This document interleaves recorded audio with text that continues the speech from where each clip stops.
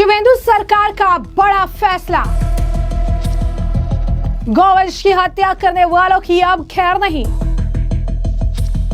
पशु वध पर लगाई रोक, नियम नहीं मानने पर लगेगा जुर्माना, जाना होगा जेल। तो शिवेंदु अधिकारी पश्चिम बंगाल के मुख्यमंत्री बनते ही एक्शन मोड में लगातार नजर आ रहे हैं। वो लगातार ताबड़तोड़ फैसले ले रहे हैं। पहले उन्होंने धार्मिक स्थलों पर लाउड स्पीकर की आवाज को कंट्रोल करने, सड़कों पर धार्मिक गतिविधि रोकने के निर्देश दिए और इसके बाद अब पशुओं की हत्या के संबंध में एक नोटिस जारी कर दिया है। बंगाल के लोग अब अपनी मर्जी से गाय, बैल, भैंस, बछड़े को नहीं मार सकेंगे।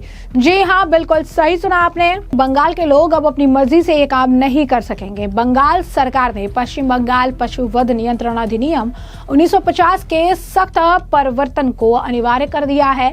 इसके मुताबिक कोई भी व्यक्ति किसी भी पशु यानी बैल, बछड़े, गाय, बछड़े, नर, मादा, भैंस, भैंस के बच्चे, बछिया किसी को भी जो है तब तक नहीं मार सकेगा जब तक उसे इसे लेकर सर्टिफिकेट ना मिल जाए कि पशु मारे जाने के लिए उपयुक्त है, यानी उसकी उम्र जो है 14 साल से ज्यादा होनी चाहिए। कुछ क्राइटेरिया भी लगाए गए हैं। शिवेंदु सरकार ने यह निर्देश कलकत्ता हाईकोर्ट के 6 अगस्त 2018 के फैसले और 8 जून 2022 को जारी संबंधित सरकारी दिशा निर्देशों के अनुपालन में जारी किया गया है। पशु वध के लिए अब नगर पालिका के अध्यक्ष या पंचायत समिति के सभापति और एक सरकारी पशु चिकित्सक को पशु के वध के लिए उपयुक्त होने के संबंध में संयुक्त प्रमाण पत्र देना होगा, जिसमें लिखित रूप से ये कहा गया हो कि पशु काम करने, 14 साल से ज्यादा आयु, चोट, विकृति या किसी असाध्य रोग की वजह से स्थायी रूप से अक्षम हो गया है। आदेश में आगे कहा गया कि अगर ऐसे सर्टिफिकेट जारी करने से इनकार किया जाता है तो पीड़ित व्यक्ति इनकार की सूचना मिलने के 15 दिन के भीतर राज्य सरकार के समक्ष अपील कर सकता है। पश्चिम बंगाल सरकार ने पश्चिम बंगाल वध नियंत्रण अधिनियम 1950 के तहत जनता के लिए संशोधित नोटिस जारी किया है।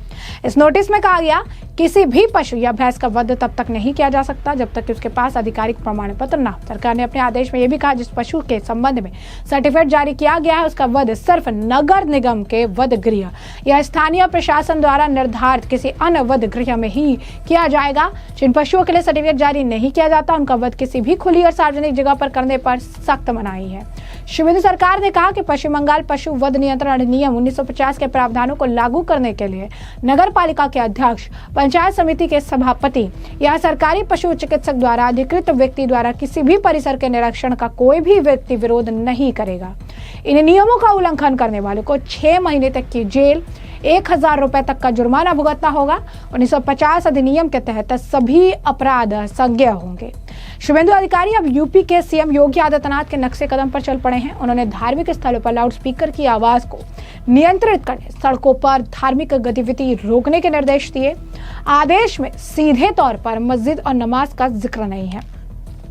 उन्होंने पुलिस को निर्देश दिए कि वे ऐसा सुनिश्चित करें कि लाउड स्पीकर की आवाज धार्मिक स्थलों से बाहर ना जाए और प्रार्थना सभाओं के कारण सड़कें जाम ना हो, जिससे आम लोगों को परेशानी हो सिवाय खास मौके के। बता दें कि शिवेंदु अब तक अवैध कोयला, रेत खनन, पशु तस्करी और महिलाओं के खिलाफ अपराधों के प्रति जीरो टॉलरेंस के आदेश दे चुके हैं। सिर्फ यही नहीं, अवैध अतिक्रमण को लेकर भी शिवेंदु अधिकारी का बुलडोजर जो है पश्चिम बंगाल के अलग अलग जगहों पर गरजता बरसता नजर आ रहा है। अब आपको बता दें कि जो ये शिवेंदु अधिकारी ने ये जो फैसला लिया है, इस फैसले की चर्चा सोशल मीडिया पर जबरदस्त तरीके से की जा रही है। लोग इस फैसले को जो है शेयर कर रहे हैं, इस फैसले के बारे में जो है इनकी तारीफ कर रहे हैं और ये कह रही हैं कि किस तरीके से एक बहुत ही बढ़िया स्टेप लिया गया है। आपको बता दें कि बीजेपी के ही कार्यकर्ता जो है उनके इस आदेश की भी तारीफ कर रही हैं। एक व्यक्ति ने लिखा है कि बीजेपी बंगाल ने पूरी तरीके से एक रेड लाइन जो है लगा दिया है, एक लाल निशान जो है इलीगल एनिमल स्लॉटर को लेकर अब रख दिया है। कोई भी स्लॉटर्स नहीं होगा, बुल्स, काउज और जो भी मैंने आपको बताया कि इसके बिना किसी ऑफिशियल सर्टिफिकेट के रॉयल रेगुलेशन और प्रोटेक्शन ऑफ गौ माता जो है अब पश्चिम बंगाल में किसी भी तरीके से कॉम्प्रोमाइज नहीं की जाएगी। सिर्फ यही नहीं, आपको बता दें कि ये जो शिवेंदु अधिकारी का ये जो फैसला है, शिवेंदु अधिकारी ने जो अगर आप कहेंगे कि ये चीज़ें कही है, इससे बहुत सारे लोग इसको पूरी तरीके से इसको अप्रिशिएट कर रही हैं। ये बता रही हैं कि किस तरीके से जो नई सरकार बनी है ये कितनी ज़्यादा आप कह सकते हैं कि बोल्ड सरकार है और कितना ज़्यादा कड़े और आप कह सकते हैं ऐसे फैसले ले रही है जिस फैसले की जरूरत शायद बहुत लंबे समय से थी और वो पेंडिंग चल रहा था। लिख रही है कि BJP government under CM Shubhendu Adhikari ने अब इलीगल स्लॉटर को लेकर ये बड़ा फैसला ले लिया है और इससे जो है आम जनता को काफ़ी फायदा होगा। सबसे बड़ी बात है कि गौवंश की रक्षा जो है वो होगी। पहले जो ओपन स्लॉटरिंग देखने के लिए मिलता था वो नहीं देखने के लिए मिलेगा। तो ये एक बड़ा बदलाव, जब सरकार बदली है, सत्ता अगर आप कहेंगे कि बदली है, तो ये सारी चीज़ें जो है अब ये बदल रही है। लोगों आपको बता दें कि लोगों ने लिखा है कि बहुत बढ़िया फैसला है, सराहना कर रहे हैं, लेकिन उन्होंने कुछ एरिया का भी नाम मेंशन किया, जैसे कि मालदा, मुर्शिदाबाद। यहाँ पर उन्होंने कहा कि यहाँ पर जो स्पेशल अटेंशन है वो देने की ज़रूरत है। और इसके साथ ही साथ आपको बता दें कि सिर्फ यही नहीं, लोग इसे एक अच्छी पहल बता रहे हैं और सिर्फ एक स्टेट की बात नहीं है। लोगों का तो ये भी मानना है कि इस तरीके के जो फैसले हैं वो अन्य राज्यों में भी, हर राज्यों में जो इनफैक्ट इसे अप्लाई करना चाहिए और इस तरीके से जो है इस पर आप कह सकते हैं कि लगाम लगनी चाहिए। तो कहीं ना कहीं एक एग्जाम्पल भी शुभेंदु अधिकारी की जो नई सरकार है वो सेट कर रही है, जहाँ पे कह रहे हैं कि दूसरे राज्यों को भी इसे फॉलो करना चाहिए और तमाम जो है चीज़ें करनी चाहिए। और सबसे बड़ी बात है कि लोगों का ये कहना है कि इस चीज़ की बहुत ज़्यादा ज़रूरत थी, जिसे इतने टाइम तक जो है डिनाई किया गया है। इस फैसले से जो काउ स्मगलर्स हैं, जो स्मगलिंग्स होती थी, उस पर भी एक तरह से आप कह सकते हैं नकेल कसी जा रही है। और ये जो है लोग एक तरह से, जैसे कि हमने आपको बताया कि ये कमेंट कर रही हैं कि पूरी जगह पे, मतलब भारत के हर राज्य में जो है इसे अप्लाई करना चाहिए। यानी अगर हर राज्य की बात की जा रही है, यानी पश्चिम बंगाल में लिए गए डिसीजन को हर राज्य में अप्लाई करने की बात हो रही है, तो अपने आप में ही बहुत बड़ी तारीफ है, अपने आप में ही बहुत बड़ा, अगर आप कहेंगे एग्जाम्पल जो है शुभेंदु अधिकारी सेट कर रही हैं कि आते ही जो फैसले ले रहे हैं उसकी सराहना तो जनता कर ही रही है। साथ ही साथ ये कह रही है कि ऐसे फैसले अन्य राज्यों में भी होने चाहिए, ऐसे फैसलों की ज़रूरत अन्य राज्यों में भी बहुत ज़्यादा है। यानी साफ तौर पर अगर देखेंगे तो शुभेंदु अधिकारी के इस फैसले के बाद एक तरफ जो इलीगल स्लॉटरिंग करते हैं, इलीगल तरीके से स्मगलिंग, आप कह सकते हैं जो स्मगलिंग काउ स्मगलिंग होता है, इन सभी के लोगों के बीच में तो हड़कंप मची है, इन माफियाओं के बीच में हड़कंप तो मची है।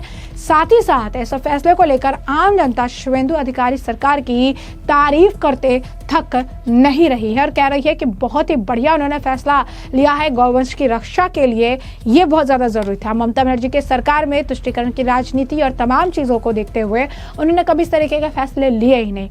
इन चीज़ों को लेकर, इस माफियाओं से जुड़े हुए मामलों को लेकर जब भी संज्ञान में लाया गया, इसे सिर्फ और सिर्फ इग्नोर करने का काम किया गया। सिर्फ और सिर्फ अगर आप कहेंगे दरकिनार किए गए, से जो फाइलें थी वो पेंडिंग चली गई, कोई इस पर ध्यान नहीं देने वाला था, किसी को इससे कोई फर्क नहीं पड़ रहा था, क्या चीज़ें चल रही है इससे किसी को मतलब नहीं था। लेकिन जो नई सरकार आई है, जो शुभेंदु सरकार आई है, उसने उन सभी परेशानियों को बहुत ही करीब से देखा है कि इस चीज़ को लाने की ज़रूरत है, लॉ एंड ऑर्डर सिचुएशन को लाने की ज़रूरत है, किस तरीके से जो अतिक्रमण कर रखा है इसे हटाने की ज़रूरत है, किस तरीके से जो है काउ स्मगलर्स पर और ये जो ट्रैफिकिंग होती है, कैटल ट्रैफिकिंग, इस पर लगाम लगाने की ज़रूरत है। और इस सभी को देखते हुए ये बड़े और कड़े फैसले लिए गए हैं जिनकी जनता दिल खोलकर सराहना करते थक नहीं रही है। तो ऐसे में हमने आपको जो पूरा मामला विस्तार से बता दिया है कि ये पूरा मामला क्या है। इस पूरे मामले पर अब आपकी भी जो राय हो कमेंट सेक्शन में कमेंट करके ज़रूर से ज़रूर साझा करिएगा।